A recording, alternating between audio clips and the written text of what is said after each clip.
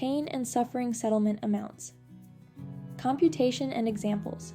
When it comes to personal injury claims in California, understanding how pain and suffering settlement amounts are calculated is crucial for anyone seeking compensation.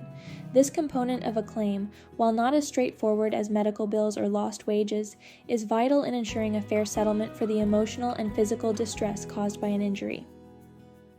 Factors determining pain and suffering settlement amounts. Severity of the injury. Generally, the more severe the injury, the higher the pain and suffering damages.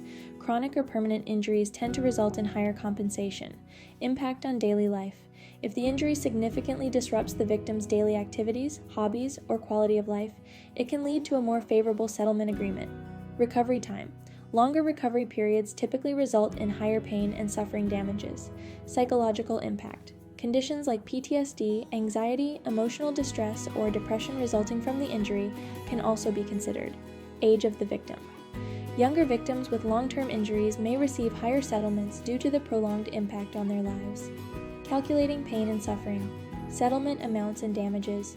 Currently, there isn't a universally accepted or standardized pain and suffering calculator that can accurately provide a precise figure for pain and suffering damages in personal injury lawsuits and claims, but there are common methods used to estimate these, which can offer a general idea of how settlement offers are approached. 1. Multiplier Method. The most common method is the multiplier method. This involves taking the total of your economic damages, like medical bills and lost wages, and multiplying them by a number typically between 1.5 and 5. This varies based on factors such as the severity of the injury, the impact on quality of life, the duration of recovery, and the long-term implications of the injury. More severe and life-altering injuries typically warrant a higher pain and suffering multiplier. Second, per diem method. The per diem, Latin for per day, method assigns a daily rate for your pain and suffering.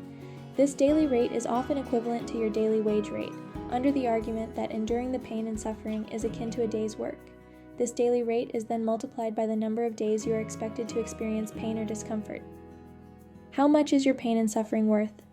If you or someone you know has suffered an injury and needs assistance in securing a fair settlement for pain and suffering, consider consulting with an experienced injury attorney like RTM Law Firm. Call us for a free consultation. RTM Law Firm, your trusted injury advocates.